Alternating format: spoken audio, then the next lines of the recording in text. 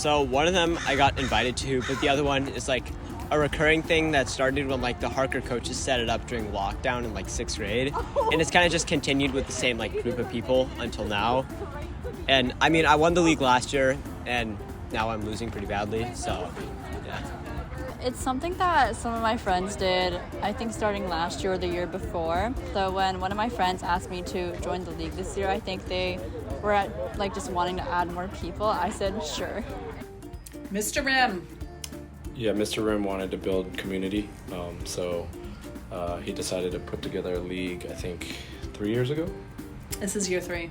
Yeah. So it's been the same group of people for 3 years, and we're having a lot of fun. We do. We have a lot of fun. Yeah. It's a new thing this year.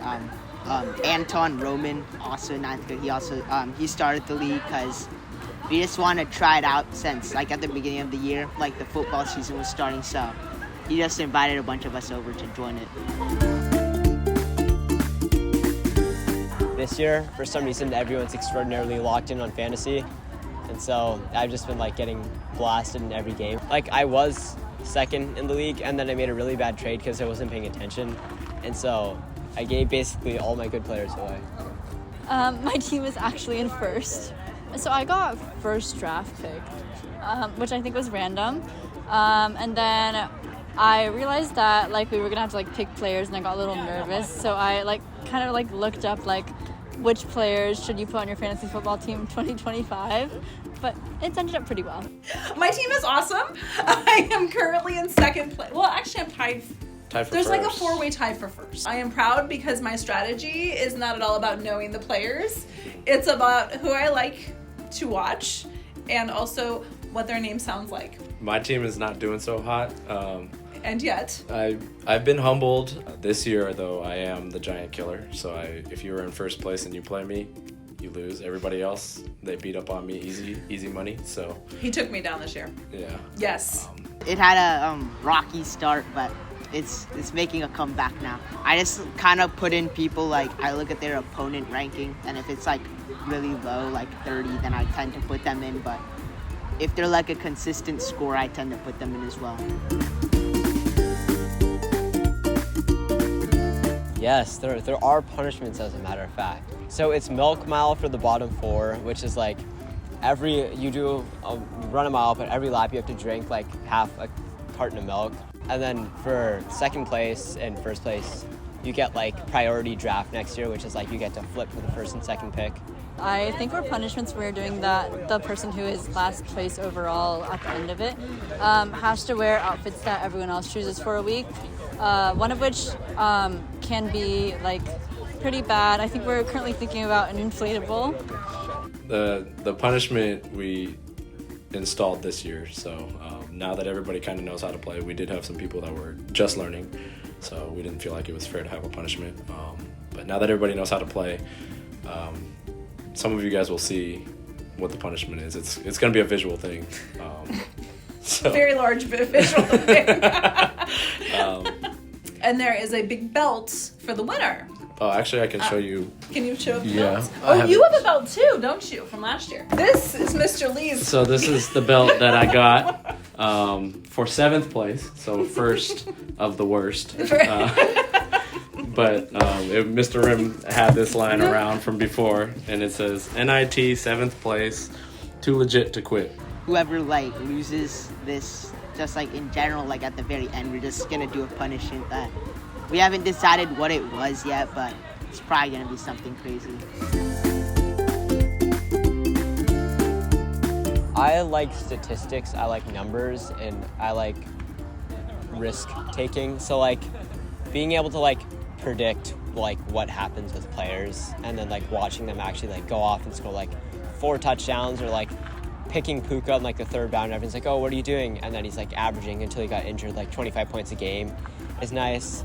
I think probably winning.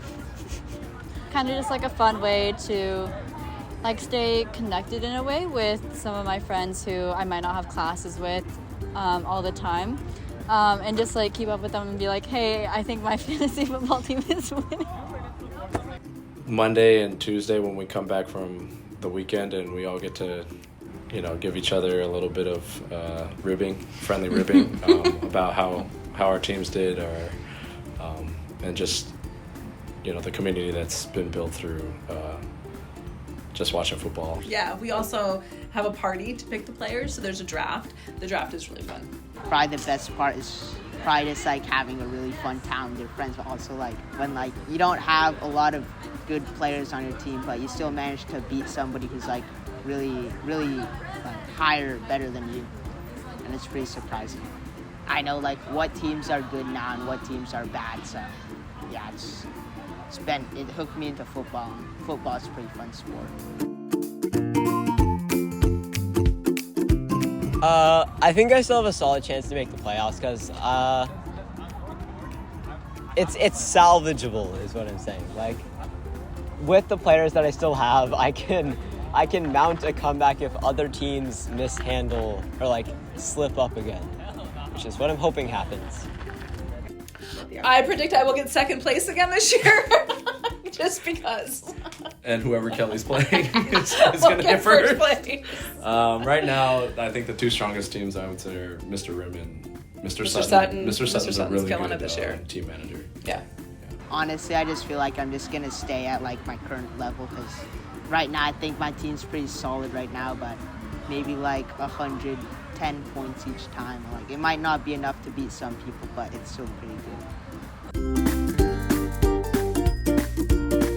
I mean, if you want to go like super risky, you could draft a bunch of one position. Like, you could start off and draft like 5 quarterbacks that are all really good, and then trade for like other extremely valuable players in other positions.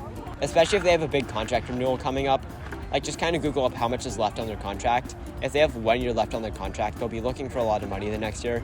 So they're more likely to score higher than, per se, a player who just got a brand new contract. Especially if you don't know that much about football, you don't need to like feel like you need to know everything about every player, every team in order to like have some fun in fantasy football. At the end of the day, it's just kind of like a numbers and like a probability game. If you're feeling a little nervous about it, join a league that you know that your friends are going to be reasonable about, and not be too mean or get too excited about things, and you'll enjoy yourself. Have fun. Yeah. Right? Like, I think the nice thing about this league is it's just a good way to like connect with people. Yeah, just have fun with it.